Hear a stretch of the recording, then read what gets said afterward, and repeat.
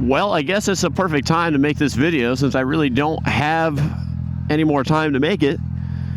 We're going to do a 9,000 mile review of it. Close enough. We're within 300 miles of 9,000 and it sounds better. Of a 2018 CB650F. It's basically the exact same thing as the R, just doesn't have quite as high compression of a piston, so not too much difference there if you're all looking. The sound would be pretty much the same. It does have a full titanium acro on it, which will run you about $1,300 through Revzilla. There's some other options. It's not very many that are going to sound good and look as good as the acro does, in my opinion, and it's very simple to put in. Comes ready to just basically plug and play. Everything you need for your O2 sensors, bolts. Okay, it's the only thing that you do need to get is you should get some new rings for your up into your headers, because it is going to most likely leak a little bit. I think mine has a tiny little bit of seepage around one of the headers. I'm not sure which one. But other than that, the bike has been very good to me. I've rode it. I've done some very long distance rides. I've rode all the way to Tennessee to Tail the Dragon, did the Tail of the Dragon with it and back last year.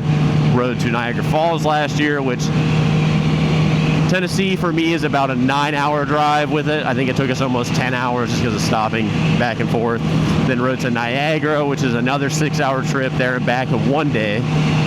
So been no complaints there. Fuel mileage, I think I'm running about, what was it? It says 46, but there's my average with my setting, which is 39, which is pretty good, honestly, because I'm pretty on the gas all the time. You see the rest of the videos. You can go look at my shorts and understand that I'm not babying the bike. Have replaced the chain and rear sprocket on it once already, but honestly it's kind of iffy if it needed changed. I just like to change it because I'm constantly, ragging on the bike harder, so I would rather have better equipment. That's my personal opinion with it. Do have aftermarket mirrors. These are just Amazon special levers as well. Grips are from Revzilla. These are one of my favorite brands for motorcycles. They're closest to a dirt bike background that I can get to, which is more suited to my style. These ones are a little big for my liking, but they're still very comfy.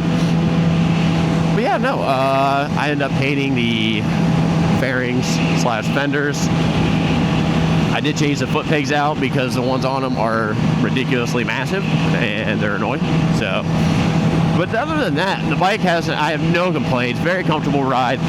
I'm right around 5'11", and to me the bike can be a little congested sometimes. I feel a little short, so I actually end up lowering the front forks a little more than I probably should have. They're probably a little far down, just to give it a little bit more of an aggressive stance going into corners and stuff, so you're not quite as high in the front end. It feels a lot more planted.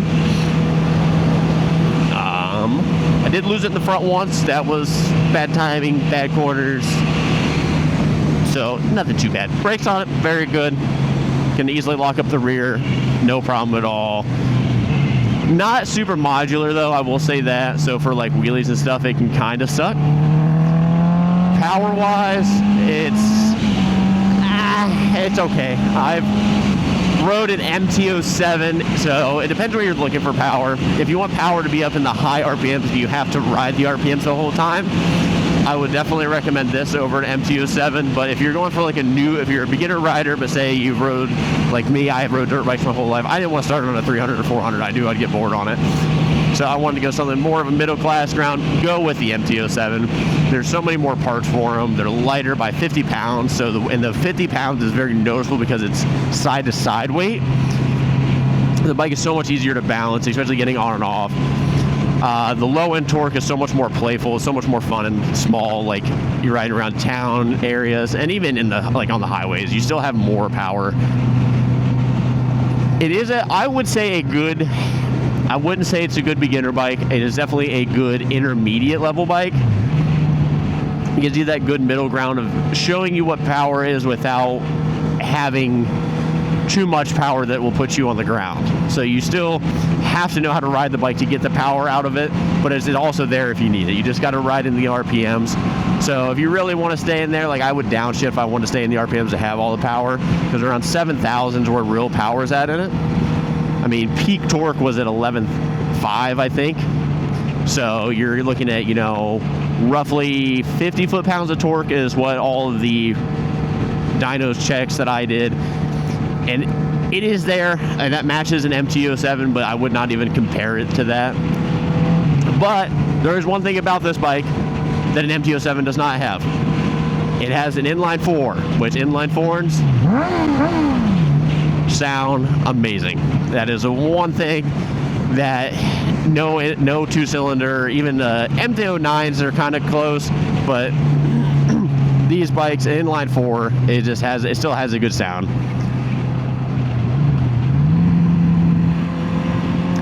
I don't really think there's too much else to say about it. There's really nothing special about it. No quick shifter or anything like that. You can get mods for it, but they're not easy. There is kind of limited to like plug and play, I would call it, something you can just buy and bolt on. Crash cages, you can find them, but they're just not as common, right? Like you get an MT-07, you can go just look up stunt cage and you're going to find 800 different stunt cage options for the bike. I'll say the bike is very clean looking though. Suspension I would say is a little soft on the softest settings. So like the rear shock was all the way soft. I weigh about 165 pounds, 170 pounds. And I would definitely say it could be a little bit stiffer, especially in the front. The front wants to dive if you hit the front brakes too hard. I've noticed. I would definitely recommend a tune on one as well if you're going to get it to help keep the RPMs up when downshifting, because it does slow you down very much. Let's see if we can get across this weird intersection.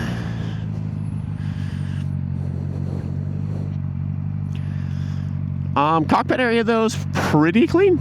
You got plenty of room for different options of what you're wanting to go with.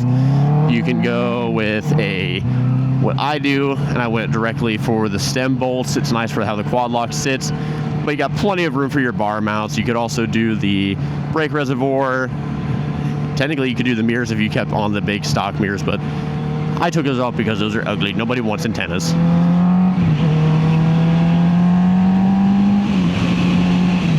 Will say, changing the grips out, Honda does have a proprietary throttle body or throttle tube, so technically to get stock grips on it, you kind of have to do a little DIY work to it. You're going to have to get they have these little notches in it to sit into the grip, so if you don't take that off, you can feel the lumps all underneath your hand, and it's just not the most comfortable.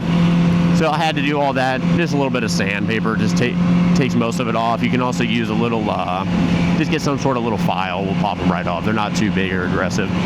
Took me a couple minutes to get off.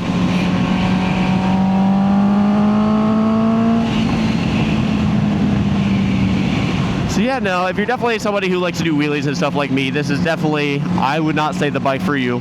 It is nothing wrong with the bike, no negative. If you find a good deal on one, then go for it. You know, it pops wheelies plenty easily in first, but it just does not have the torque to really get them up in anything other than first if you're kind of going slow. And you kind of have to be in a weird middle ground of speed to actually get it to come up. Because if you go too slow, it doesn't have enough torque because you're not in a high RPM to get it to come up. But if you're going too fast, it's hard to have a controllable wheelie. So it's kind of a weird middle ground of learning how to control them. Anything else? What am I forgetting? Almost forgetting to turn. But yeah, no, everything's been very good. I have no complaints about the bike.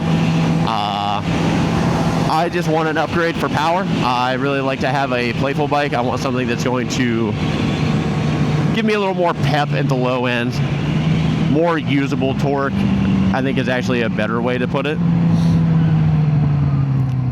And we'll be getting that today, actually, right after this video. And you'll have to check YouTube to see what it is, 'cause I'm not going to say right now. But yeah, no, thank you guys for watching. Hope this helps your decision on what bike to get. I would highly recommend getting an MT-07 just to compare to two of these. Even if you're looking, I've also rode the Ninja 650.